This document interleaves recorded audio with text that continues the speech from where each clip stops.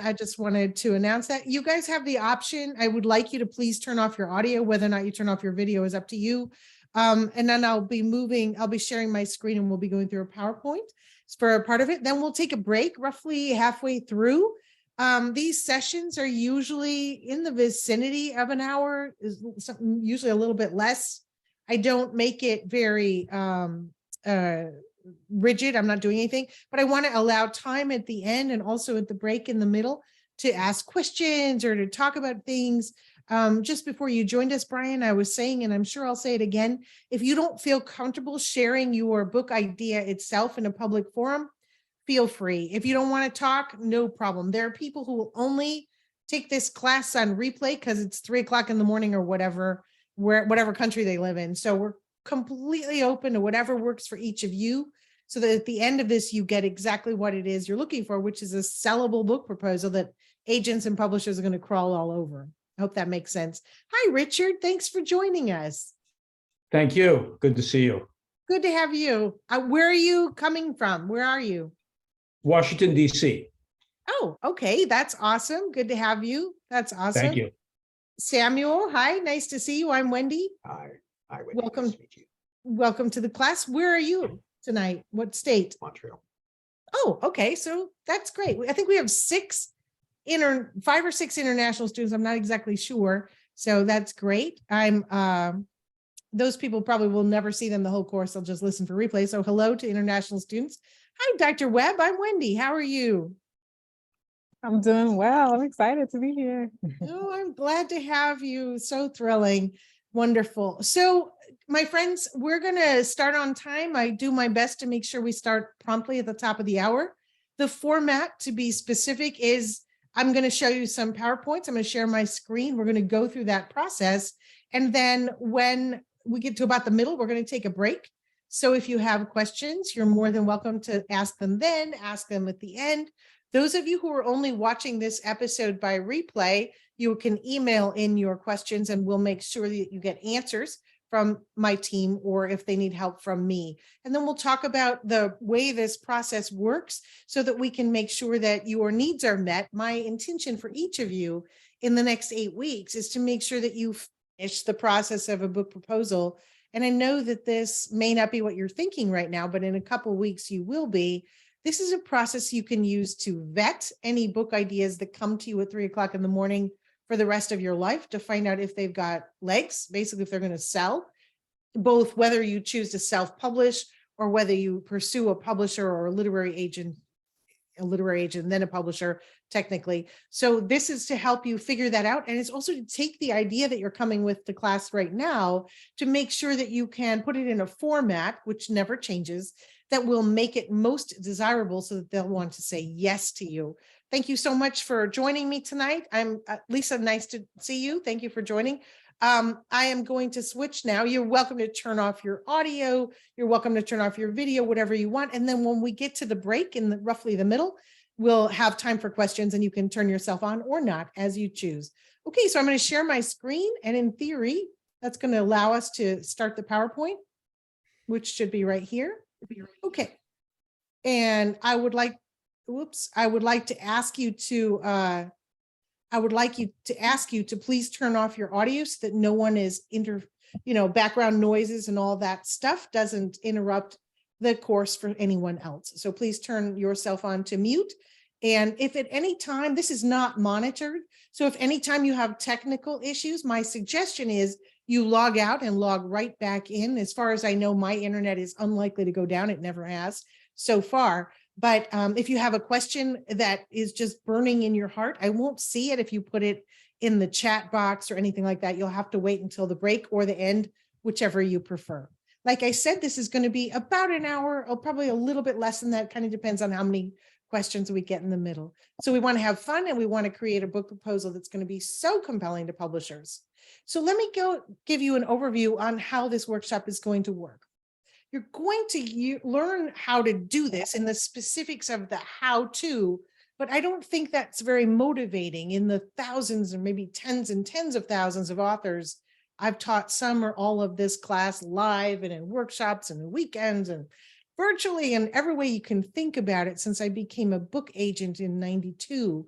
The more important thing, I think, for intelligent adults is to understand why.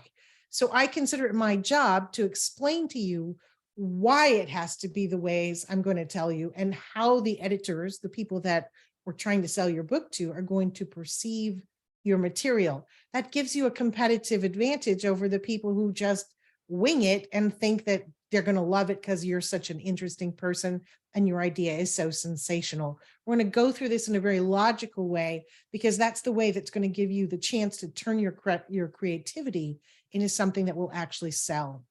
We have 6 live sessions in these next 8 weeks. You are welcome to ask questions, as I just said, during the break or at the end from me live. Other than that, at any time, you're welcome to email Elise or email Bethany. You'll have that information in the portal so that you can ask questions and you can make sure that you are getting the help you need. Also, you're welcome, as soon as these classes are done, usually the next morning, Bethany, my assistant, will go in and take the replay and load it into the book proposal workshop portal. And with it, she'll load some guidelines. The guidelines are to help you do the assignment for that week in the most focused way possible. So if you heard it, but you need more details, you can either look at the replay to get it again, or you can look at the guidelines, whichever is most convenient for you. You're going to get developmental edits as we move forward. I employ a team of editors who will be working with us in this program, and they will be giving you their feedback on the submissions that you make into the portal. They will be offering you what are called developmental edits.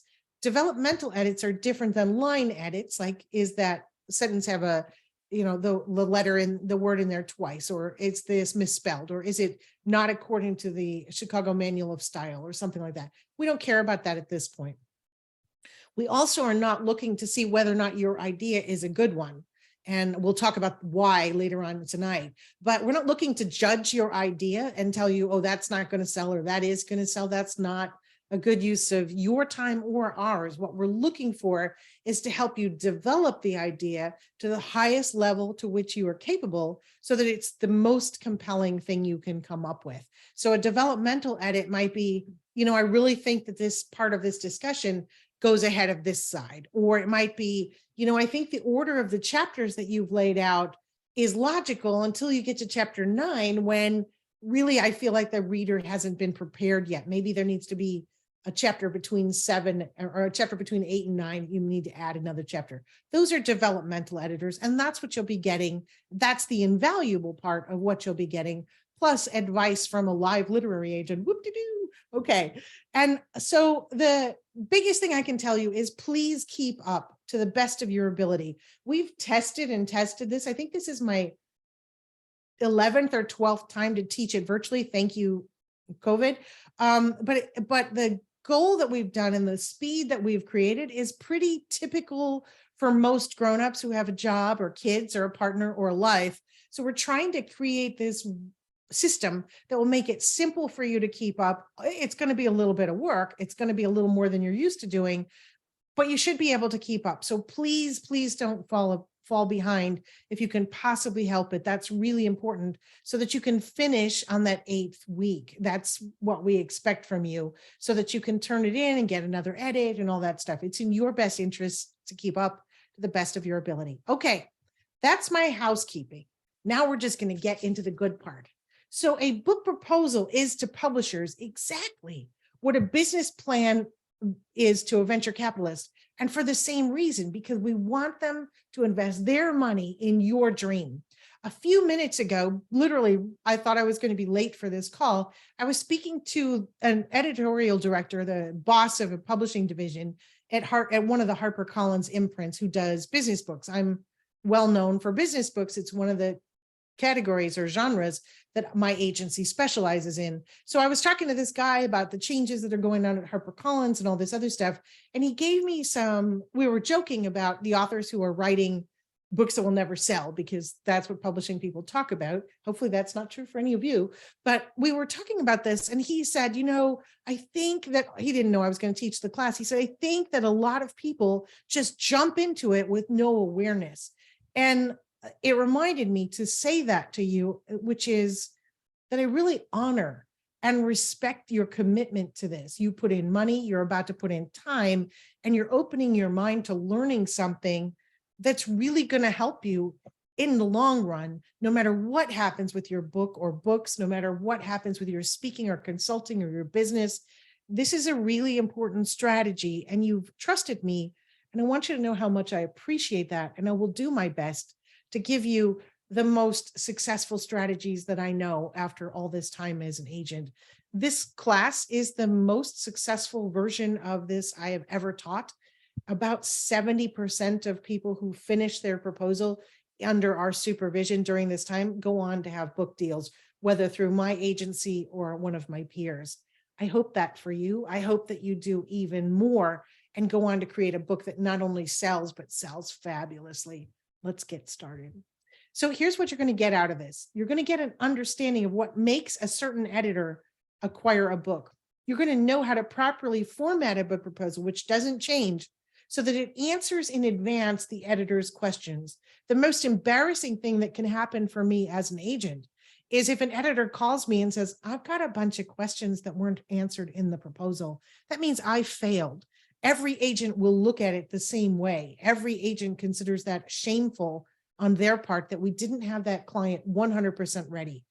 This is what you're going to do in the proposal, because it's going to attract an agent, because you'll be less work for that agent to take on, me or someone else. And then we'll be excited about representing you, because that will be that's the fun part anyway of the job. The next is you're going to understand how to use this process to test your book's actual viability in a marketplace full of many books. Amazon has more than 48 million books in English. What's going to make you so special that some publishers, Simon Schuster, HarperCollins, Macmillan, St. Martin's, whatever, is going to write a check for your book? You are going to learn that in a way I could never tell you. You're going to learn that for yourself in this process. I think that's exciting. You're also going to see how to present your idea in the most compelling way possible. Some people who come to this class already have their book written, and now they're just going to write the proposal to sell it. I invite you, please, I beg you, to consider your chapters as malleable, both in content and in structure and in order. By using that opportunity that you'll be presented with here and the benefit of having my editorial team, you will find a much, much better way, probably, to deliver your content so that everybody who sees it will say, yeah, that's going to do really well, because they're all looking for that next successful book. And next, of course, you're going to get professional level insight. The editors I have chosen to help you through this course all have experience with many books in a variety of genres.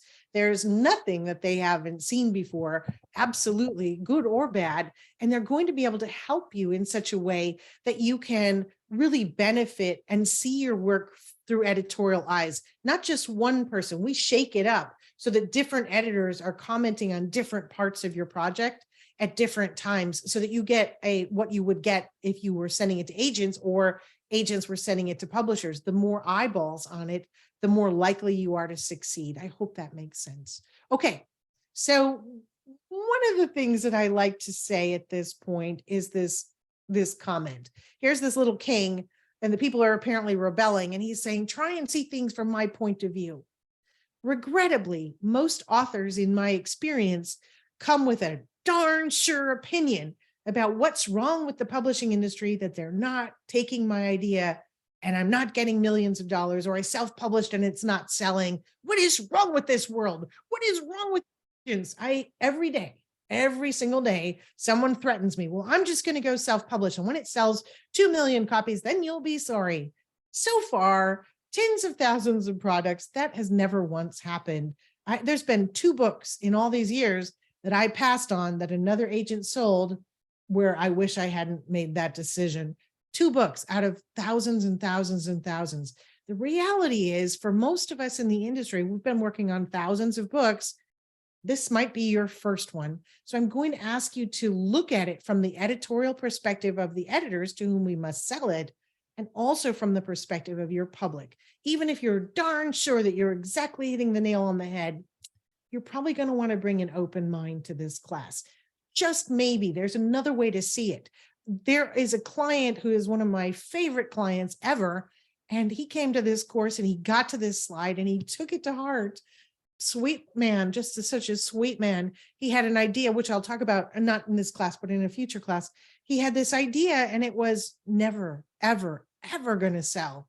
He got to this point, he came up with an entirely new idea. In the course of 1 week, he called me and pitched it to me. And I said, that's a much better idea. Yes, do that. He developed it. I sold the book for a large amount of money. It's already out and it's selling in 5 countries just from what this one slide. So please think about it. Next, I want you to bring your commitment to your goal. Your goal is a published book so you get the chance to share your knowledge. That's the goal. How you get there, let's just leave that open for now. I'd love for you to consider other ways of presenting your content and your big dream as an author. Because if you do this right, and there really is kind of a straight and narrow path to being successful, you're going to achieve it and you're going to have the benefits at levels that you can't even imagine. If you don't believe me, go read the testimonials, pick 5 books off your bookshelf that are in the genres I represent and read the acknowledgments, because there's a chance there'll be, oh my gosh, when Wendy taught me how to write a proposal. I'm not saying that because I'm so wonderful. I'm saying that because I'm one of the few agents who actually teaches how to do this so that every author has the same fair chance to be successful. Now I'm going to teach you the most important thing that I teach any author ever. I want you to pay especially close attention to this next slide because of that. It will change your future. It will adapt. It will change your destiny as an author. I promise you that. I call it the principle of the Trojan horse. This is how you will increase the chances of your book being hugely successful. That's what this first class is about. And technically, it's what the whole proposal writing process is about. When in the story of the Trojan horse, they put the soldiers in the horse, they took it through the gate, and they thought they were getting a present. And then at night, all the soldiers came out, blah, blah, blah, and they killed the people and they won the city. And you all know the story, allegedly, the myth or the faith, the factual story. No one knows, I don't think. So, but what I'm going to tell you is this, that in the case of your book, every one of you, your book, whether you've written it or not, or you're thinking about it, whatever, there's probably a Trojan horse, which is the glorious thing that will get everybody excited. And then you can stuff inside that all the content that the readers need. Often in the early days, when I was first transitioning out of screenplays, which I never do now, into just selling books, editors would write me back and they go, you know, this proposal is okay, but I really wish he or she had focused on just chapter 6. If chapter 6 was the whole book, I'd be really excited. And I quickly learned to figure out where that chapter 6 is metaphorically, and then to put everything else behind it. So let's say chapter 6 is something, let's say your book is on something like sales strategies for some industry. I don't know, for automotive salespeople. I don't know. I'm making this up, right? So let's say that, and you've got these chapters on how to greet the client and all this other stuff. But chapter 6 happens to be about, how to create rapport with the buyer instantly. And that's the one everybody wants. So now, instead of having a book about sales strategies, you've got a book about how to create rapport with a buyer. And that's going to go to a much bigger audience than just automotive sales. And it gets bigger and bigger and bigger and bigger. And you get through the gates of publishing, of which I am a gatekeeper, one of many. You get through the gate and everybody goes, this book is incredible, not realizing that it's another rapport building book, because the way you've written it, now you've got all this stuff in there for salespeople and it becomes super huge, very successful. I hope that principle is clear. I will refer to it many times in the coming live classes, because understanding that maybe what you think is got to be this order, this order, this order, to make it sexier for publishers and agents. Wow, that's the big ticket item for you to open your mind and think about as we're going through this program. Okay. Because the other problem is sometimes if you've already written it or you've overwritten it, most people overwrite, you've got it buried under so much stuff that you don't even know where your Trojan horse is. It's okay to realize that your reader probably knows a lot about the subject if they're buying a mid-level book. Obviously, if it's entry level, how to parent a new baby, that's one thing. But if it's how to parent a teenager, they probably have already picked up, and they're buying a book on it. They've probably already read other parenting books upon which you are building. You may not be starting with absolute beginners. Figuring out where that pulse is of the people you're going to be writing for is an important part of figuring out which publisher, which editor, what agent, all of those things, and then how to market it afterward. All of that goes together. Hope this makes sense. Okay, so this is the bad part. This is the disclaimer. I cannot guarantee that you're going to get a publishing contract, but I can tell you that this course is going to dramatically increase your odds. If you are stuck on that idea or you will not take edits, or you think all my editors are idiots, you're probably not going to have a positive experience. In the last class, there was a woman who wrote to me and said, I love you. I love this class. You're really doing a great service, but I decided to self-publish because I won't change one word. Okay, bless you, my child. Unfortunately, it means it will likely not sell. Most self-published books, according to industry statistics, on average of 118 copies in the first 2 years. That's not so good. All right. So there are 5 basic parts of a book proposal. These are the 5 parts we'll be writing together, and then you will attach 1 or 2 sample chapters, which you will write later, or you've already written. It doesn't really matter, although you'll want to edit them in accordance with what you're about to learn. But those are the overview, which is who will buy this book and why. The author's bio, which is where you show off your credentials, not just for writing this book and content knowledge, but also in how you're going to help the publisher make money, because that's why they're buying your book. The chapter summaries, which will answer the question of if you have enough NDBM content. We're going to talk a lot tonight about NDBM. It is the pivotal decision of writing a book proposal. Your competitive analysis, which shows that your book has NDBM, and the marketing plan, which will show how much you're going to market and sell your book and how you're going to help the publisher. On this sentence, most people who are taking this class freak out.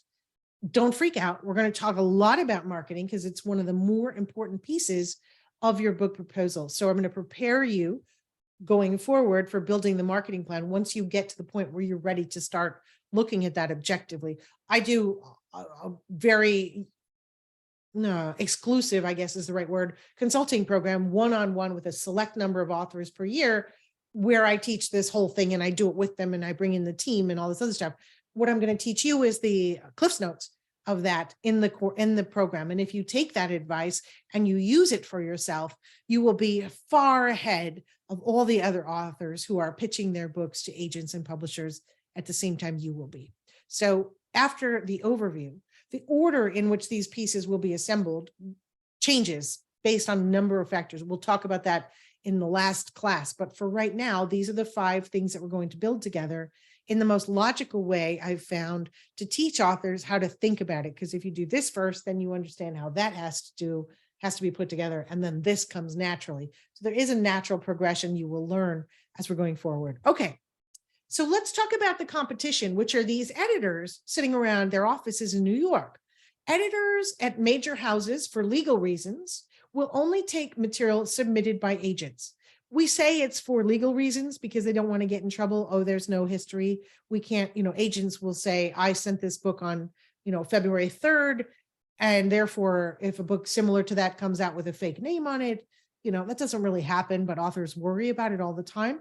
So agents are there for legal protection, also to control the process, the flow of the materials that editors get. And on top of that, we also are only going to submit proposals that are top-notch by top-notch editors and top-notch writers who are perfectly positioned for that editor. Each editor specializes in certain books. So for instance, like I said, I do business books. That's sales, management, marketing, finance, entrepreneurship, right? Primarily. Underneath those categories, there are certain editors, even in houses that publish only business books, there might be different editors for different pieces of that, right? There's the franchising person who's also doing the finance, how to raise capital or how to, whatever. So there's all kinds of permutations in the industry that you might not know, which is why when someone tells me, oh, I don't need an agent because I have a friend who knows somebody who works in the mailroom at Simon & Schuster, I just smile because that's not how it works. And that's not going to get them anywhere. Even if that mailroom person happens to know an editor, there's so much to knowing. In fact, the gift of an agent is having relationships with those editors who acquire the material that's just like what that agent sells. So people send me things all the time and I'm like, well, this isn't my specialty. The big categories, business, self-help, all types of self-help, and science, Those are the three big categories. That's all I do. If it's outside that, I can't do it because I don't have relationships with those editors. They don't trust me enough that when I call, they pick up the phone and go, "Hey, Wendy, how's it going today?" I need to have that in order to give the authors I handle the greatest chance of moving to the top of this stack so that they get their proposal read fast so that we can get some competition going between that editor and other people. This is how you get through the editor stack. You get an agent, the agent selects exactly the right editors who are interested in this material because they've acquired it in the past and they're looking to acquire it in the future. And then the agent kind of shoves the project across that editor's desk to the top of the stack in very polite ways. But if you don't have NDBM, you won't even get an agent. That's a problem. So we want to get you there. The editor is going to see now. The guy I just spoke to at HarperCollins told me he's getting 70 or 80 projects a week. Gracious, that's a lot. And, so much for my 20 here. If you're getting 70 or 80 projects, you better for sure be reading them quickly because you're not going to be able to keep up. Your proposal needs to be the one that they say, wait, we love this, because the truth is publishers are dying for A-list projects. They're dying for them. You would not believe how desperate they are for the good stuff, because even the agented projects, if you don't have anything that's world-class to sell, you're going to just sell what's excellent. That we do probably 6 or 8 projects a year where I'm representing them because I need to sell stuff, but they're not world-class authors. I hope that I can grow them into that, but they're not there yet, or their idea isn't there yet. So when you come in and you have your proposal in order and it's sold to them or pitched to them by an agent they like, and you've got the markers that you're about to learn about in this class, now you go to the top of the stack and you're much more likely to get that contract. I hope that makes sense, because most authors have this delusion that whatever they write, like the little king talking to the people down below, they have this delusion that their idea is so original and so exciting and so interesting that publishers will be clamoring for it. It doesn't work that way unless you really do have that, which is something that's determined literally in the first 2 paragraphs of that overview, which is the first part of a proposal. But if you do have that and they keep reading it, now suddenly you've got a high chance of getting it sold, and then getting all the resources of your agent and your publisher into pushing you up so that the book becomes more and more successful. So for your second book, now you're an A-list author. That's the goal. In a lot of cases of the books I've sold, I sold the first book with a wish and a prayer. And now the second book, the author is a superstar. So now I'm selling it. And instead of getting $50,000, now I'm getting $150,000. That's what we're looking for. Okay.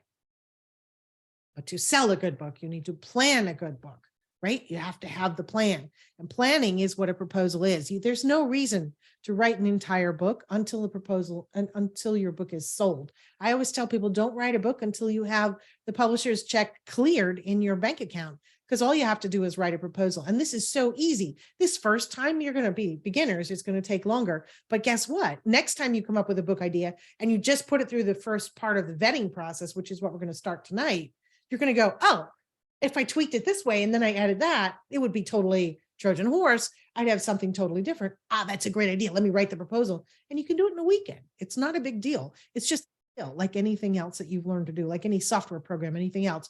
Once you've got it, it's easy. Believe me, it's just the first time that's difficult. So we're going to do that. Okay. So now what happens? Let's say the editor has this batch of 50 or 70 projects, and they've picked two that they're going to pitch to their meeting that week. Your agent has sent it to these different editors at the perfect publishing houses who have a history of books like yours. And now the editor has taken an interest enough that he or she has read the entire proposal.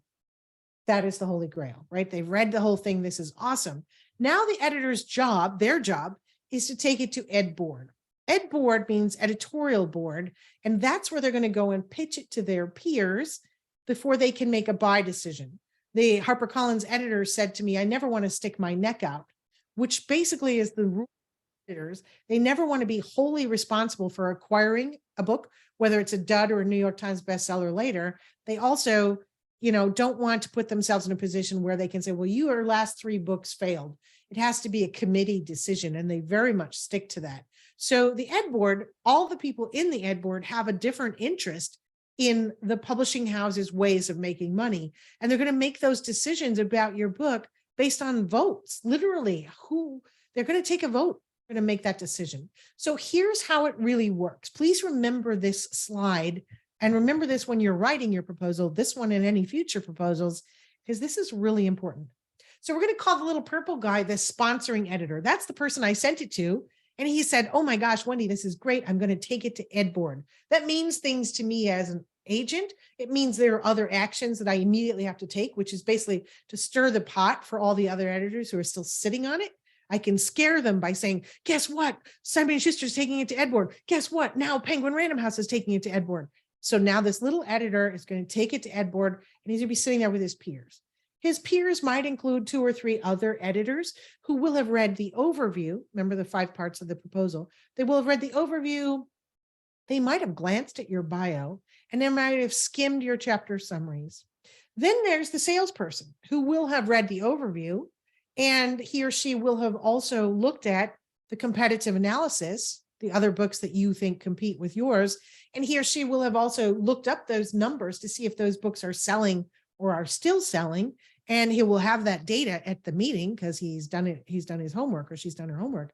There's going to be the marketing or publicity director who looks at your overview and your bio and says, this author is ugly. This author can't be put on television. This author has no social media presence. This author is obviously not got the right credentials. This author, I watched their YouTube video and they're boring.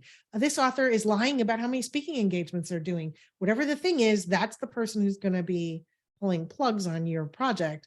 We want to make sure that when they see the proposal, they're seeing the truth, maybe polished a little bit, but we want them to see the proposal clearly when they read that overview and the marketing plan. And then there's the publicist. This person's, they usually work for the other green person. This person's job is literally pick up the phone and say, hey, NBC, hey, Super Soul Sunday, hey, whatever, Today Show, The View, whatever it is, we've got this amazing author. They're going to do a lot of the vetting because they're lower on the totem pole to make sure that what you're saying is actually true. And then at the head of the table is the publisher. The publisher has veto power, but they're only going to read the overview because they got other stuff to do. They're running the whole ship, right? So these people are going to get together. They each have their own perspective, and your proposal will be written to overcome the objections, typical objections of each of these people. That's what we're going to do in these 8 weeks. And they're going to take a vote at the end. The sponsoring editor is going to say, books like this have sold X copies, 10,000, 5,000, 150,000 copies. This is why I think this author will do almost that good, that well. And then we're going to make a vote, and they're going to all get equal opportunity to say yes or no. Your proposal goes in all alone. I can't be there. You can't be there. This is it. That sponsoring editor, everything is betting on that sponsoring editor being able to sell his or her peers. That's why this document has to be superior to anything you could imagine at this moment, because it is the single determinant on whether or not you even get to the editorial board and whether or not those people vote in your favor. That's it. So here's how that decision is specifically made. The sponsoring editor is going to stand up and go, you know what? Here's why I think this book will make money. Number one, this author speaks, for example, to 10,000 people a year. We know that if you're a marginal speaker, you're going to sell about 30% of the room, back of room copies. We also know that you're going to get a couple of pre-sales where the venue says, we'll take 500 copies at a discount and we'll sell them to everybody. So we're going to call that 3,300 units, 10,000 people times 30%. There we go. This author has 45,000 social media followers. Different publishers do that at different numbers, but the average is 0.25%. We know that only 0.25% of your social media followers, that's 1 out of 4 people, will actually have any interest in buying the book. The truth is that there is one publisher who multiplies this at 0.02, right? There's another publisher who does this at 0.15. So that's because social media doesn't convert until you get to a huge level. I have an author who's a TikTok star. She's got 1 million people. She got a huge advance because 1 million people, and it's growing astronomically, is a lot. But for most people who come to me and go, I've got 3,000 LinkedIn followers. Great, do the math. That's nothing. 45,000 is nothing in the world because people don't go on Facebook to buy a book. They don't go on LinkedIn to buy a book from somebody they've never heard of. It's different if you have a loyal following. So they're going to say 115 copies, right? This isn't a lot. We're predicting book's going to sell 33,415 copies. That's it. That's what they're hoping in year one. They only calculate on year one. So what does that mean to them? Well, our previous book on this, says the salesperson, sold 2,421 copies in its first year. So we're going to look at this and we're going to say, let's play it safe, because publishers always play it safe. Let's say this person is going to sell 2,500 to 3,500 units in the first year. We hope you'll do better, but that's what we're going to bet on. So if they expect 2,500 to 3,500 copies sold in the first year, let's say the list price is $22. The book's going to be paperback. It's $22. Your expected sales are, let's say, 3,000. Pick that middle number. The estimated gross receipts from this is going to be $66,000. Before you get excited, let me tell you that means that they're going to look at you and say, oh, well, our net will be reduced by 50 to 55%, which is the Amazon share and the other things, not to mention the other pieces that get deducted from it. So the bookstores and that's where they make their money. There's a big margin. So 50-ish percent, 55%. So now we're down to $33,000. Your royalties on this book are ballpark 10% the first year, or about $6,600 on the gross, which means they're going to call me and say, Wendy, we'd like to give you an advance of $5,000. My job is to convince them that they're really wrong and you're going to sell 4,000 units. But I need data to do that. I need facts to do that. I need to see growth percentages in your social media. You need to get picked up to be a talking head on CNN or something. That doesn't always happen, but we need to be able to convince them that your marketing is growing so fast and you're such a superstar that they should pay more, or you're going to get that $5,000, maybe $6,000 if I can twist their arm in the right direction. Okay. So how can your book emerge victorious if this is what's really going on in the publishing industry? Oh my gosh, this is so depressing. And I'm not going to tell you till after the break. Okay, my friends, I'm going to stop my share and we're going to have a little conversation and answer any questions. Here we are. Have I put anybody into a coma yet? I hope not. Please unmute Those yourselves. numbers are a little depressing. Yes, they are, but there's ways to work around them. There certainly are, and that's what we're going to talk about. Yep. That's important. What'd you learn? Yeah. Anybody want to tell me what they got? Better the first time. I'm sorry? I would have done it better the first time. Are you self-published? Nope. No, you went with a publisher? Wiley. Oh, sorry. I'm so sorry. That's Yeah. terrible. That's so terrible. Well, everybody It's a long knows. time ago. Didn't know. Everybody knows that they're criminals. Everybody in the industry knows that they're criminals. So we overlook that fact. There's Okay. nothing you can do except, it was Wiley, and then everybody knows. So Okay, that's good. That works Makes in me your feel favor. better. Thank you. Yeah, they have a very terrible, terrible, terrible reputation. So now they didn't used to. So anyway. Okay, so what did you guys get out of this? Somebody tell me one takeaway you've gotten, please. A positive takeaway. No. For me, the biggest takeaway was seeing who's in the room making the decision. I think that was extremely eye-opening, and it makes sense. And knowing that each part of the proposal can speak to one of those people, I think it's going to be really helpful. Excellent. Because the only person who's going to read the whole proposal is that sponsoring editor. Nobody else is going to read it cover to cover. And that one person has to be able to answer the questions that will get pitched to them in that editorial meeting so that they can make a decision, the right decision. So we want that editor to come in armed for bear, when they walk into that ed board meeting. Does that make sense? Yeah. All right. Richard, what'd you learn? Yeah, I found one of the people on I can't see the names, but I thought who was around the table was very helpful to understand, because that really gives you insight as to what things you have to hit in your proposal. So I thought that was very helpful. Excellent. That's great. Someone else have a comment? Hey, Wendy, I will tell you, I loved your running the ship analogy as a former naval officer. I thought that was great. And like the others, the sitting around the table is really no different than a military decision-making process with the people that I had in the room advising me about something we would ultimately decide on. So remarkably helpful to understand that dynamic. Although I agree with Lisa, the numbers were horribly depressing. I've really got to up my game. Yeah. Yeah. There's ways to overcome it, and we'll talk about that, but This is not, 15 years ago, this was completely different. You said, oh, they gave a speech last year, one, and they'd be like, oh, we're going to sign them up. We're going to get a speaker. But speakers lied, and they also didn't support their own books, and they used the publishers as what people use self-publishing for now. And that was a big thing. I own a speakers bureau. I book a lot of speakers, and I've worked with a lot of speakers. And the problem is that, then chances of becoming successful as a speaker in a way that moves the needle with a publisher is more challenging than most people think when they jump into it with open arms. So yeah, there's a lot of ways to skin this. There's a lot of things that would move them to get excited. The two examples I gave of having a small social media following and a couple of speeches, that's a bottom line, but that's not impossible. In some cases, I know you all thought about the 30% who didn't get the proposal.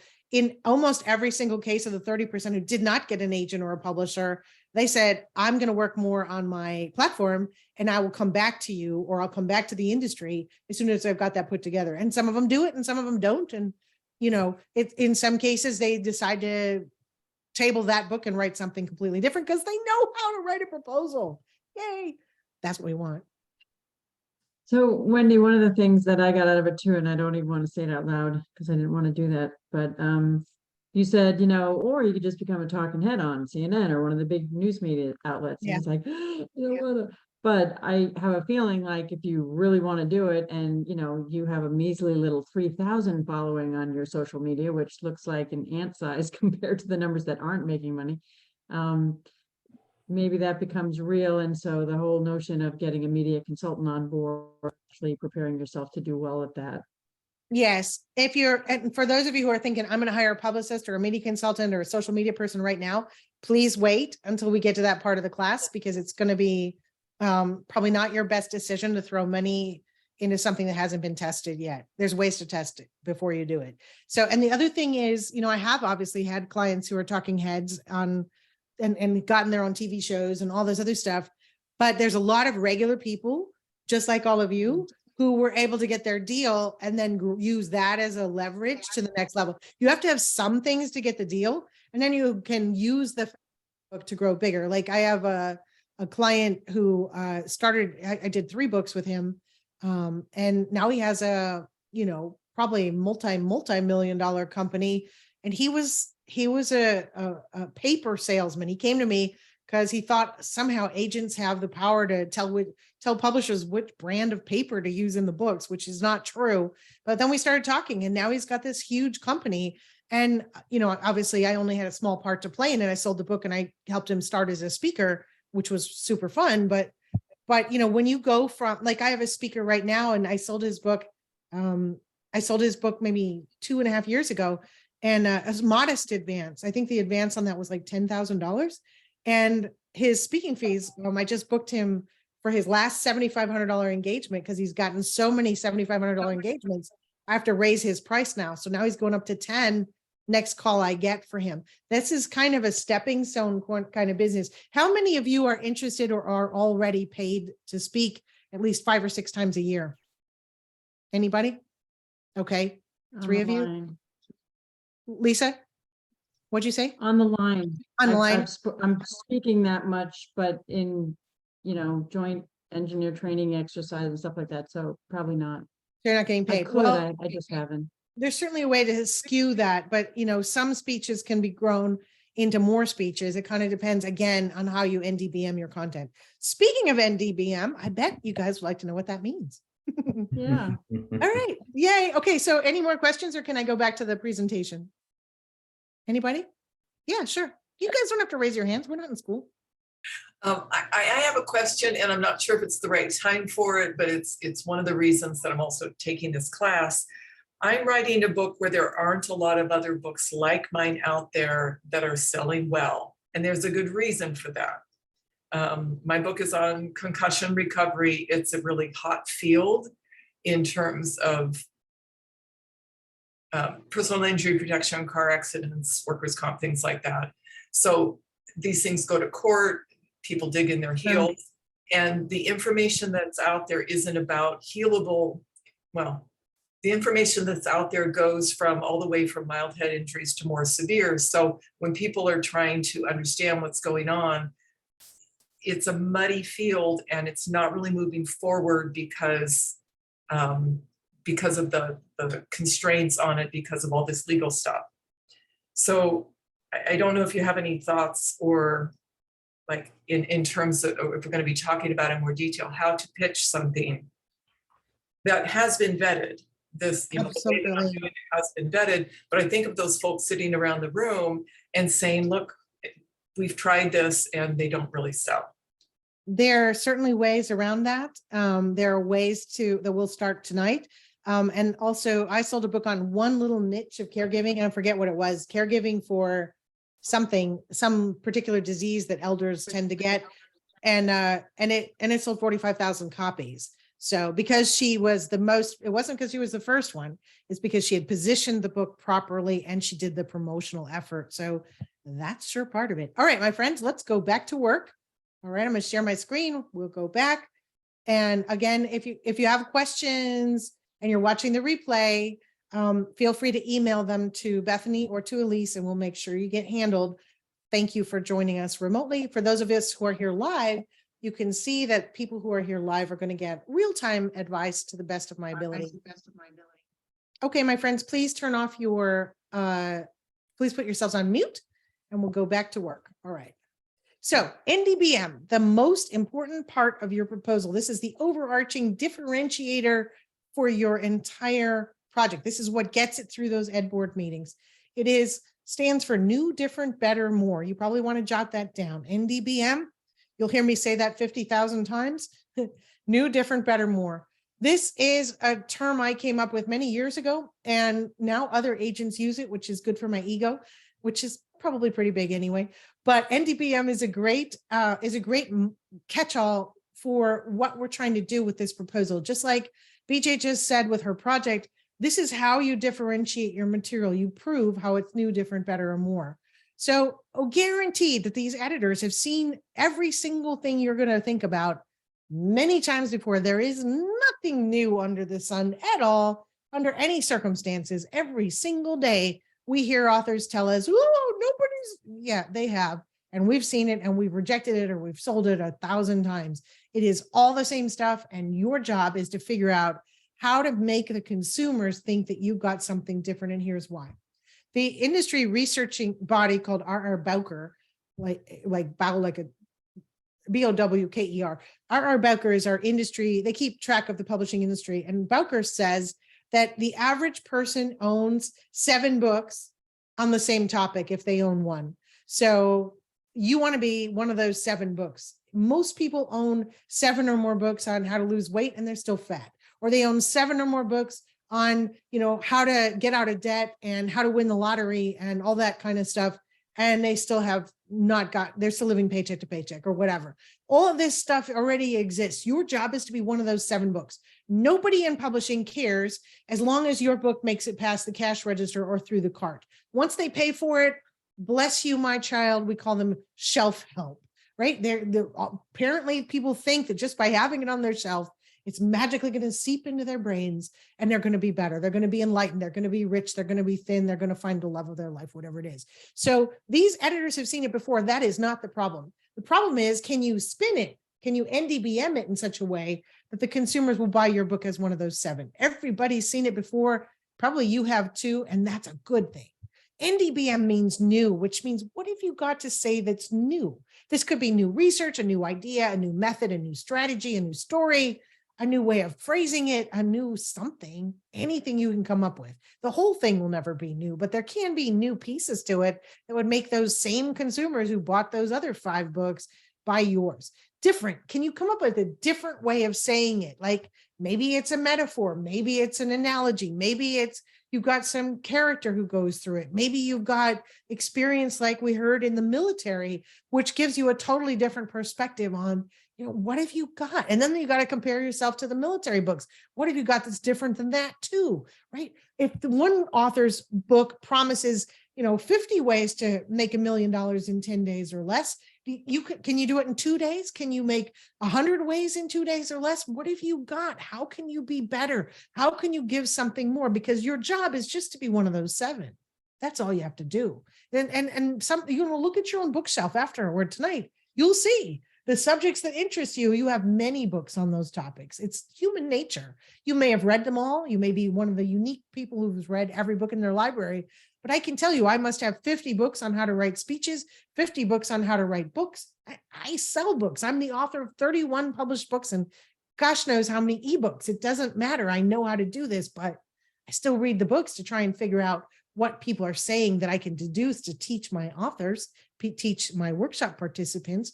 This is how you learn something, right? If you're a learner, or you just have the books because you think you're going to get it by osmosis, it doesn't matter. You just have to prove that you've got something different. You have to find that Trojan horse, that NDBM that will get you across that ed board into the hands of consumers and onto their shelves through the cash register. Okay. So your first assignment is to figure out your NDBM, and it's very doable, believe it or not. This is going to give your book that differentiator that gets you an agent who's hopefully the mouthpiece for the publishing industry. We're the scouts for what the publishers are going to buy next. Most publishers, like I said, won't look at anything unless it's represented by an agent because we did all the hard work, right? Not complaining, but that's how the job works, right? And so then the editors will be able to get it to their ed board and get it through if you do the NDBM. So since that's the foundation of your book, this is how to do it. You're going to select, this is your assignment. You're going to select 6 or 8 books on Amazon that are the closest in content to yours, in whole or in part, right? So if your book is on how to start a business, there's a billion books on how to start a business, but maybe you have a special expertise or you're something you're really going to add that you don't think those other people probably have. And it's actually on, how to get funding or how to do the marketing to get your first 100 customers or whatever. There's a book by that name. You're going to figure out where your specialty probably will be. And then you're going to do the research in very specific ways to find those 6 or 8 books. Now, you just said about TBIs, traumatic brain injuries and concussions. The reality is that there are a lot of books out there, but can you compare yourself also to books on overcoming an accident or overcoming other types of injuries or stories about people who overcame an injury? Or maybe there's the doctor out there who talks about recovering from accidents or physical injuries or other things that might be loosely related that will pump up the alleged sales numbers. You don't have to have all 6 or 8 be identical to your book. You're only going to pick the best ones out there. You should never from this moment forward say, there's nothing out there like mine, because there are 48 million books on Amazon, published and self-published. There are definitely books like yours. I want you to only choose books who have the Amazon sales ranking. I'm going to show you that soon. The Amazon sales ranking is between 1 and 150,000. If you go to look at a book on Amazon and you scroll down to where the ranking is, I'll show you that in a moment. It may show you that that book is ranked at 2,700,000 something. Right? That means the book is failing. That means the book is probably selling 1 copy per quarter. That book is over. It is history. If you compare yourself to a failed book, guess what they're going to say? Why would we invest in a loser idea? You have to find books ranked between 1 and 150,000 that are as close as possible to your idea in whole or part, and then buy and read or get them from the library, those specific books. And then after you've read them, please don't do this now. You will be instructed in this course to go back and read what consumers said, the actual reviews. For now, when you find those books, please don't read those reviews. They will skew you in a wrong direction. Those reviews, there's a lot of problems with them. I can explain in a future class, but the truth is you're going to find these books. So here's what happens that you probably never noticed. When you go to Amazon and you see about the book, and then there's whatever, and people who bought this book also bought, which is fake. And then you scroll down further, you're going to see where it says product details. I've had this picture for a long time, so this is probably not his current number. This guy, actually, this book is called Blue Mind. It's by Dr. Wallace J. Nichols. And 2 days ago, he told me that he's been nominated for Prince William's Earthshot Prize. He's one of only 6 people in the entire world for what he's doing to save our oceans. He's an extraordinary person. And it got a huge a huge mission and it's such an honor to work for him. We're about to sell his second book, but this one has sold, I don't know, now it's probably sold probably close to 500,000 copies just in English. It's an extraordinary success. But this is a number from years ago. But when you scroll down, you see where it says paperback, 368 pages, language English, ISBN number, that's the code, the cut size. You don't care about any of this. What you care about is Amazon bestsellers rank in the book format. There's a different number for Kindle than there is for the book format. So look for one that's in book format, because that's the one that's most meaningful to the salesperson and the sponsoring editor at your ed board. That's the number that they can do. Now, you and I don't have access to that database that Bowker runs that shows by ISBN, which relates to the form and format of the book, shows exactly how many copies have sold up into the last 3 weeks or whatever it is. We don't have access to that. It's $30,000 a year. I don't have a subscription because I don't need it. So we go to this product details and you can make a pretty good guess, because Amazon sells 42 to 48% of all the books that are sold in the United States. Because they're the gigantic owner of this space, their number is a good representation of how well the book is doing in the United States. That's all I know that two of you and some of you in the remote are not in the United States. Just use the US database, don't use your own countries, and only look at these numbers if you want to sell to a US publisher. If you're learning to write a proposal to sell in your own country, then use your own country's numbers. The rest of you, this is where you look. So you scroll down. It doesn't matter that he's 1 in coastal ecosystems and 5 in ocean and seas. Those things don't matter. They have nothing to do with anything. That's an algorithm inside Amazon that's related to something else. When's the last time you typed coastal ecosystems to find a book? You never did, right? So it doesn't matter. The point is that big number in either format. Hardcover is always going to sell less than paperback. It's just the nature of the price point. So look at the paperback number. If there's an option for paperback, audio, Kindle, and hardcover, just look at the paperback number to get that. You're looking for people between 1 and 150,000 in this number, because like I said, 2.7 million means they're not selling at all. 1,600,000 means maybe they're selling 2 copies a week. That's nothing, right? You don't want to be comparing yourself to losers, right? You want to compare yourself to winners. Now, that doesn't mean that if you're writing a business book, you only compare yourself to Tony Robbins, Napoleon Hill, Brian Tracy, and Simon Sinek, right? You have to be a little bit balanced unless you have the platform of those guys, which I don't think any of you do. So you have to be a little bit balanced, but you want to look for this in a way that makes it look like your book has a shot, because this is part of the psychology that you're going to be pulling on the sales department, because they're going to go look up these numbers on the Bowker and they're going to go, oh, she thinks her book compares to that. Well, that's interesting. Maybe it does. And if this book's at number 15 because it's by some famous person, Simon Sinek, and your book is, and one of the other books you compared yourself to is at 135,000 and change, they're going to go, oh, so she's realistic.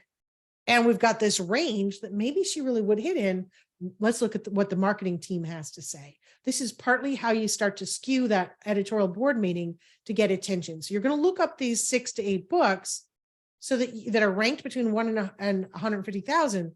And then I want you to list them by title, author or author's names, publisher, year released, and the current Amazon ranking. The Amazon ranking will be taken off the final version, but for right now, I want to see that you did your homework. And I also want to see that you're not comparing yourself just to the #1 New York Times bestsellers, which is unrealistic based on your current platform, or the losers, which is also not realistic because you're going to do better than that.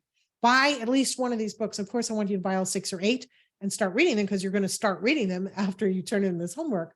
But the point is, this will get you started. This will help you start to figure out what your Trojan horse is going to look at.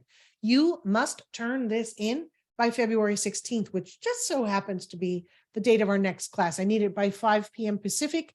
It will be delivered to the editor who's assigned to it, your project, and you'll get feedback from that person about that project. So these are the specific instructions. I'm not always going to give you specific instructions, but in this first case, I will go through it slowly. So you're only going to turn in the list. So all I'm going to see is a list of book titles, and not me personally, but all we're going to see is a list of book titles with the data that I just asked for, right? You're going to name every time you submit something. I want you to say the section name and then hyphen your last name. We know who you are. So competitive list -Keller if I was filling this in, and then you upload it into the portal as a Word document. That's all we're going to take. No pages files, no other files. We don't look at the font. We don't care. Just put it in New Times Roman or whatever you're comfortable with. Just make it normal and just upload it. That's how we do it. You are also invited to write a short paragraph at the top. So it's competitive list / Keller, M-Keller. And then underneath it, a short paragraph, not more than 350 words, which gives the overview of what your book is about. Believe me, my team will get to know what your book is about in the next 8 weeks. So we just want to gist. My book, like BJ shared so graciously, I'll use you as an example. The first paragraph should say, my book is to help people really understand the long-term effects of traumatic brain injury and concussions, both from these whatever perspectives you said, BJ, you know, the doctors and the patients and the lawyers and the whatever, all that stuff. And you could just put that in one concise paragraph. All of you can put that in one concise paragraph so that the editor who's looking at these books has some idea of what you're comparing to in your list. But then we just want the list of books and that data, their Amazon ranking, the publisher, the publication date, and the names of the author or authors. We will know more than you do probably who those authors are. And we'll also know roughly how much money they got for the book based on their ranking and the publisher name. That's something you don't have to know, but we do have to know, because when this document is edited and finished, this is not the actual document, but the document that gets extruded from this eventually, we will know, and that will be a signal to the sales team and the sponsoring editor at that ed board and to the agents of what this book is likely to be worth. The other sales will give a range of what your particular book is going to be worth by factoring in your NDBM and your marketing plan. Upload it to the portal and then start reading whichever book you found, which is most similar. You don't have to do anything with that book for this assignment in the next week. You just have to make that list. And it will be difficult for most of you to select those books out of the 1 to 150,000 range, because a lot of your competitors are probably not in the 150,000 range. In fact, the books that are exactly like yours might be self-published. They'll say CreateSpace or something. Not good for you. If they're ranking at 3 million and they are not selling, or they're self-published, which means they couldn't get a publisher, that is the universe flashing a big sign in your face saying, you're going to need to massage that Trojan horse a little bit to find a message that's going to get people excited and that people are buying. I've been selling business books since I started as an agent. That's not completely true. That was my third book, was a business book. But the point is that I've sold the same book 1 million times, but each one had an NDBM. This is the truth of the marketplace. I can't control them. Neither can you. This is the market saying, your idea needs to be NDBM. Your idea needs to be differentiated. If those books that are just like yours aren't selling, hallelujah. You didn't waste time writing something that isn't going to sell well. Adapt, shift, change, grow your idea. Think about it. Find other books that are in that range. This is your opportunity. That's why in this class to learn. Like I said earlier, the guy who joined the class, he wanted to write a book about how he was sexually abused by his priest, a memoir. Well, I had to tell him in this class, he actually asked at the end of the class, he said, how do you think that's going to go? And I said, there's 1 million of those out there, maybe not 1 million, maybe 10,000, maybe 1,000. Doesn't matter. Everybody's heard that story and it's TMI. People are tired of it. It's already been done. What can you do that's different? And that's when I invited him to call me, and he did. And he came and he had a hugely successful idea sitting in his desk, literally. And it was so much bigger than another sad memoir about how a priest abused him, right? I mean, now he's a big shot. Now we're selling his second book. Now he's going to get a huge advance. This is how it works. This is you finding out whether that idea that you've been holding and nurturing and maybe writing about is really going to sell or not. Your job is to figure that out. And this is how you start that process. There's more to it, but this is the first step. When you review, when you go to the portal where you'll see the replay, where you will upload your homework, you will also see a set of guidelines that give you basically the Cliff's Notes on what I just said, so that you can review that. Every time we load the replay, we also add the guidelines. Each lesson has guidelines for it so that you can figure out how to do it. And once you get the habit of saving it as the section name and your last name in a Word document and uploading it to the portal and then getting it back from the editors, whatever, you'll figure out that this is actually really easy, especially more than it looks right now. This is where you start to really think about your book from the perspective of the publishing industry. Now, that is your assignment. That's due by the time we start next week. Do not wait to get that going, because it's going to be a little more work than you think it will be for most people if you find out that the book you have in mind is not in that success ratio of 1 to 150,000. After you've done that and you've selected the successful book, 1 to 150,000, that is most similar to yours, acquire that book. I don't care how, buy it, get it from the library, read it on your Kindle, doesn't matter. That's when you're supposed to start reading that one competitive book, because you will not have yet gotten back feedback from my editors in most cases when you first turn it in, because most people wait till the deadline to turn things in. So I want you to start reading from the most similar to the least similar after you've gotten the list back from my editor. I want you to take notes. This is going to be really important. This is what you're going to do in the background of the other lessons until we get to the point where you're going to use all this reading. You don't have to read every word of these books. You already know the subject or you wouldn't be writing about it. But I want you to read enough of it to be able to tell someone, those editors, the agent, other people, what's really good about that book. What do you respect about that book? Is it the author is famous and has had millions of people take his class? Is it that she has, a PhD in some subject you only dream of getting a PhD in? Is it that the book is so easy to read, or the stories are lively, or the anecdote, whatever? Figure it out what it is, and write little notes to yourself. I don't need to see this. I will never see these notes. I just want you to write a note to yourself, the title of the book and page number or space number. If you're a Kindle reader like me, space number 349, he said this or she says that, and this is really good. Here's why. Because I also want you to take notes on the things that are bad, like, gosh, this is so dense, or the studies he's referring to were all done in the 80s. Like, what? Nobody's done this for 15 years. Why are they?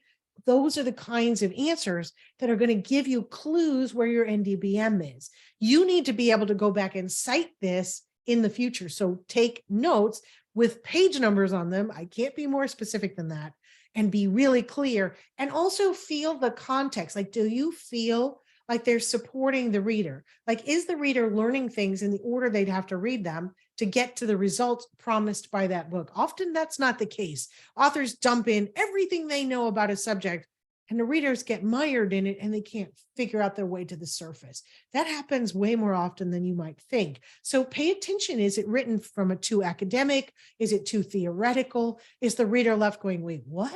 Right? Here's an example, the book Good to Great, which is a classic in business books. You finish the book and you're like, I'm going to go do that. What? You don't have any clues how to do it. So there were a bunch of books written that were like how to implement Good to Great, although that's not their titles. That was the model. So there's a lot of theoretical books that are doing well sometimes. Can you be specific? Can you be more specific, less specific, more theoretical, more prescriptive? What can you do to make yours NDBM? This is where you get that information. And here's the amazing thing. For those authors, they got nothing. Tough luck for them.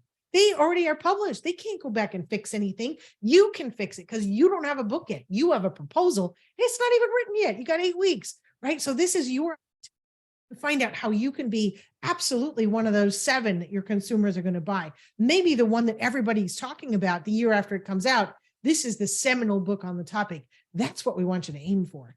Now, this replay and the homework assignment will be uploaded tomorrow into the password protected portal. Please don't share it with anyone else, blah, blah, blah. Do your homework, get it in by 5 o'clock next Friday, and good things will happen to you. It's doable for every one of you. Okay, ta-da! We're done. Hi, guys. Any questions? Thank you, Dr. Webb, for the applause. It's greatly appreciated. Okay, my friends, how can I help you?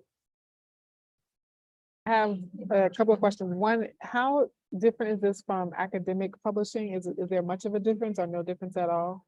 In academic publishing, the numbers are not going to be between 1 and 150,000 because they're not popular to the public. Academic publishing, I sold a really important academic book last year for the chair emeritus of the psych department at University of Switzerland at Bern. Super famous, important guy. He has a huge program. He teaches all over the world. His system for for helping your patients not commit suicide, right? He has a recidivism rate or whatever. People who don't try a second time after doing his program, 66% of people don't try it, whatever it is. Wow. 66% of his people don't try it again. That's a big number. So I sold that book. He's the world leader, blah, blah, blah, blah, blah. I pitched it to 20 academic publishers, blah, blah, blah. I handed it to them. I think his advance was less than $5,000. And this book will sell for 15 years to come because it's so amazing in this category. It's a different market, but the numbers on this is where he was too. He didn't take this class. He did it a different way.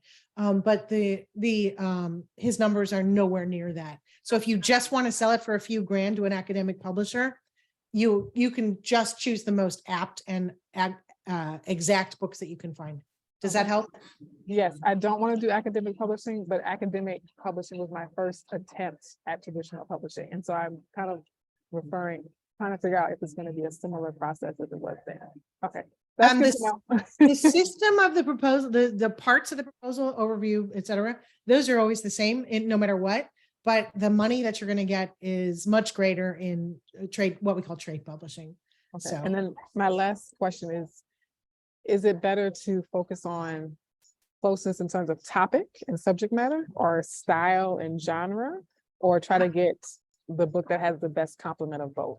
Or out of the 6 to 8, we're hoping that the best-selling 6 to 8 in your particular topic area, we hope that there are some horribly written projects because that makes it easy for you to do better. We hope that they forgot a whole thing that you're going to talk about, or that it's 1986 research, right? And I know a lot of the books in my genre are academic. And so I think that is Perfect. already different. Yeah. Big asset. I sell a lot of self-help books that are serious professionals coming out of academia who finally want to write something that the rest of us can understand. So that's useful. So, very good. Yeah, thank you. Those are great questions. The previous book that I wrote is similar in topic, but it's a different audience. Do I include it or not include it in the competitive list? Would it be possible to be more specific without giving away the store? Not a problem. My first book was targeted at CFOs. This book is targeted at CHROs. Okay. So I would look for other books that are targeted to CHOs. And I would also look for other books that specifically address your subject. That will give the editorial board a range in which you're likely to sell, which will be the determinant. Thank you. Sure, happy to help. Anybody else? Yes, Brian, Lisa. go ahead. Go ahead, Lisa.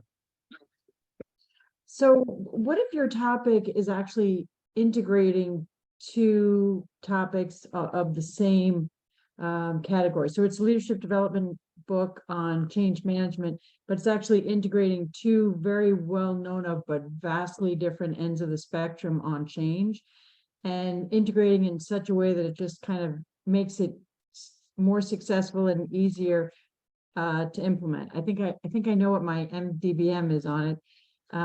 But so am I bringing then books that just have the incomplete parts and showing how this one illustrates an integration of those two? Or I would do 8 books in your competitive list, and I would pick 2 that are specific to change management, or forgive me, change management, and 2 for the other topic, and then 4, as long as they're all in that range, and then 4 that are some amalgamation of those 2 concepts. And that would give you, because you may not end up with all 8 books. If you give us 8, you can't do more than 8. 6 to 8 is normal, but kind of, I haven't seen your list, so it would kind of depend. The most important thing in your case, Lisa, is, especially for a business book, is that they are in that 1 to 150,000 range. Amazon really sells a lot of business books, and so that's important in that market. It's not like an academic book, like Dr. Webb said, so you really definitely need to be in that 1 to 150,000 range, which might mean, yeah, you definitely want 2 from each category, and then ideally 4 that are, if you can find 4 that are some amalgam poorly done, hopefully, in that middle range. Yes. thank you. Hey, Wendy, 2 questions for you. Is there a typical word count you're seeing today for business books that it seems to be the right range? And secondly, as a former naval officer, anything I write has to go through the Department of Defense. Do you find that there's any biases against that? Does that have, because I don't have to get reviewed for classified information and anything that Right. they may not like. Right, I know. I've done maybe 15 military personnel at a high level. I represent Colonel Randall Larson, who was the first. He was the guy who Mr. Cheney invited into his office to ask him what anthrax is the day after 9/11. So that was quite a book. The book was about called Our Own Worst Enemy, but he had to do a lot of vetting because he was working in the White House at the time, and it took forever. But the publishers and I are familiar with that process. Most agents are familiar with that process, I would guess. There are different rules for you in the way you do your marketing that will come into play when we get to talk about marketing. And then the average range really right now is 60 to 80, somewhere between 60 and 80. So most books are 12 chapters. Most books are around 60,000 words. Most authors are more verbose than they think they are. So we end up between 60 and 80. That's Thank you. normal. Yeah. When we go into the part of the chapter summaries, which is where you lay out the book for how it will be written, that's the part where you really start to see the structure of the book develop, which is why I always tell people don't write it until you've sold the proposal, because when you understand, like I've learned a lot of tricks listening to other authors and writing my own books and helping, teaching, whatever. There's a lot of tricks that will make it much easier to prepare to write the book and to do it in a way that where you're not like, oh, today I wrote 3,000 words. Oh, tomorrow I hate those 3,000 words. I have to write new ones. There's ways around that. So we have systems. Okay. One of Brent? the things that I find, kind of daunting about this whole process is the social media part of this. I have never done anything like that. I have a Good. project where I have one of my businesses. I'm developing and selling a new food ingredient that people are not very familiar with. And so Oh, I interesting. think a book on this topic would be helpful. It would be very helpful to people and also helpful to my business. Of course. Is it, if I'm not really super interested in doing the social media stuff, is it still possible to be published? I would recommend you strongly do not do social media, because if they're multiplying it by 0.25%, what are you going to do? Wait 10 years? Hope Yeah. that people, that's stupid. I tell more authors not to do social media than I tell them to do social media, because it often backfires. If you come and you've got 3,000 social media followers, who the hell cares? It's not worth anything. It's not, people think that's something, I have 15,000 and I don't do anything. Right. So don't do it. So on my website, I think, kellermedia.com, there's a page called, I think it's kellermedia.com/biz-QIZ. I think that's where it is. I hope that's where it is. There's a quiz you can take to find out what kind of marketing you'd be most good at, what you'd be best at. Forgive my bad English. You'd be best at. You can take that quiz, but very rarely does it turn out for someone at your level. Does it turn out for that's the right decision? I would much rather you tell me, I have 4,000 employees than I have who are going to all get a copy of the book, whether they want one or not. We're going to cram it down their throat. I'd much rather have that, because that's a 4,000 book sale, right? Yeah. That'll make Wiley happy even, right? So that's much more valuable. There are other things, do you do consulting also, Richard? Yes. Yeah. There you go. And do you do any speaking? Yeah, some, but not, I'm not a paid speaker. I get invited to speak at conferences and things of that sort, but I've never done any paid speaking, or even though I live in Washington, DC, I am definitely not a talking head. So. Okay.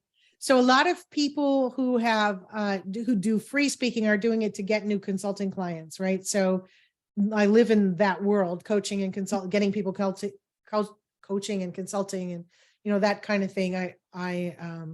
I'm working with one of your neighbors right now. He's in the Air Force safety, airplane safety. Mhm. Anyway, what's aviation safety? Thank you.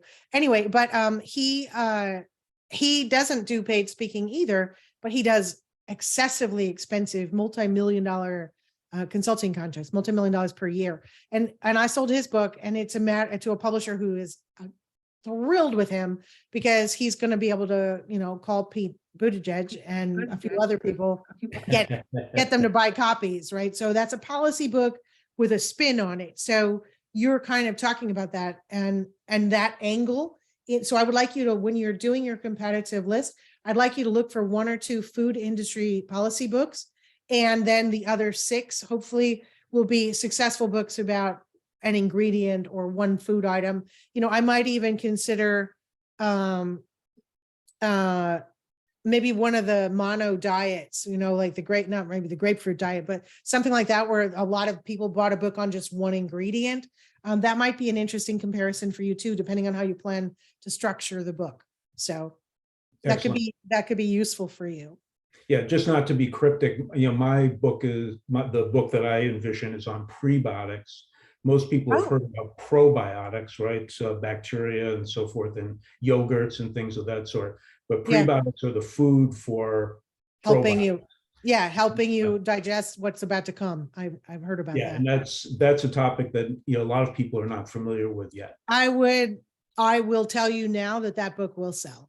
I don't know for how much, because I haven't seen the pieces yet, but if you're a player in that game, that book will sell 100% for sure. Yeah, that's definitely where it's going. So I hope you're right. I am rarely wrong. I have not to be arrogant, but I live on commission. I'm rarely wrong. So yeah, that'll sell for sure. That is where it's going. And there are a bunch of diet books. There are a bunch of health and diet publishers who are looking for the next big thing. And this buzz has just hit my ears in the last couple of months. I know you're on the right space. The question is, 8 weeks from now, can you put enough together to differentiate from the books that will be being shopped in the second half of this year? Because guaranteed, those books on prebiotics will be up for sale starting probably in September. So if you're in that group, you'll be in good shape. You'll get it. You'll get a sale for sure.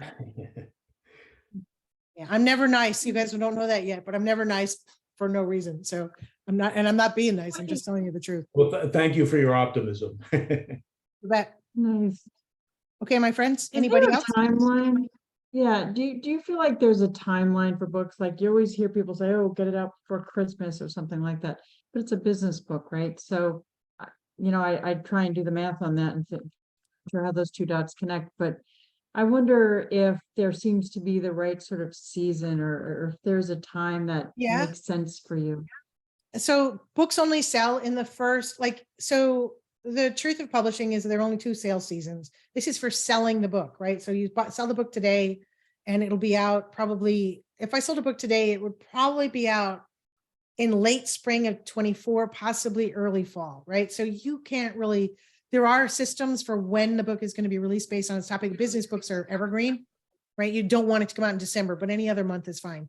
People aren't thinking in December, right? They're just doing stupid things, getting drunk and going to parties, right? I guess.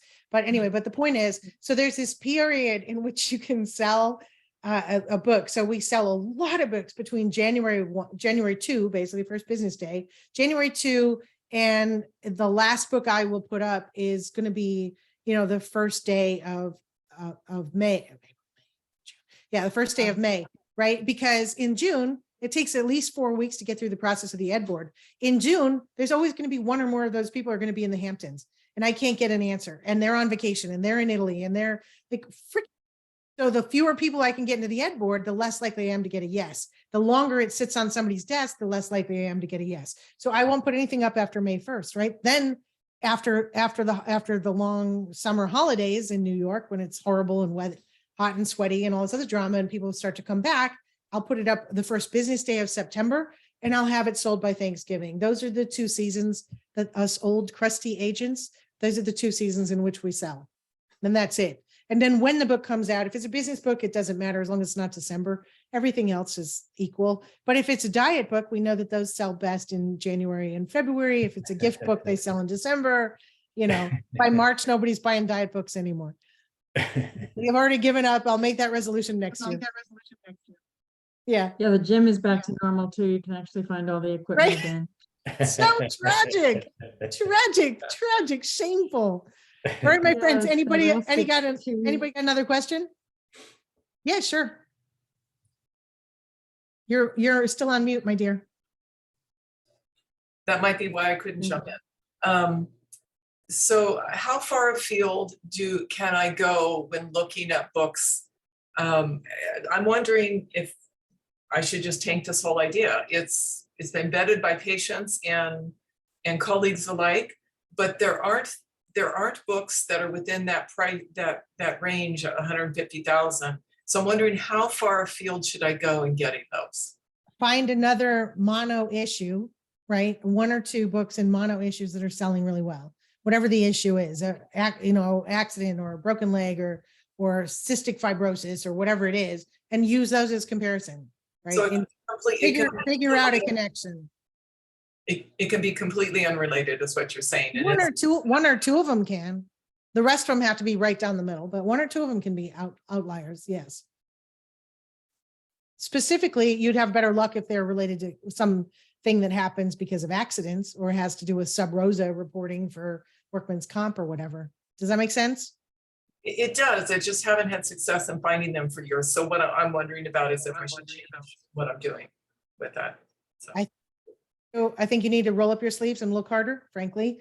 And if they don't exist at all, then pick the ones that do exist that are doing better than the ones that are doing terribly. And expect that publishers will have some pushback on your project. You will get a smaller advance if that's the case, just like the academic books I discussed with Dr. Webb. You know, your advance might be under $5,000, which means you won't have an agent, which could be an advantage in some ways, but in other ways, you probably don't know who to send it to. So you'll have to do your own homework, but you'll still need a proposal to get through an ed board, no matter what publisher you send it to, academic, or they're paying a big advance, or it's, Penguin Random House portfolio. Thank you. Sure. Okay, countdown, last questions. Okay, Sam, are you asking a question or are you going to sleep? I'm saying goodbye. Bye-bye. Thank you all for coming. Ask Thank you any very much. questions you have. We're happy to help you all. Take care, everybody. See you next Great. week. Thank you very much. Bye. Bye. Bye-bye. Bye.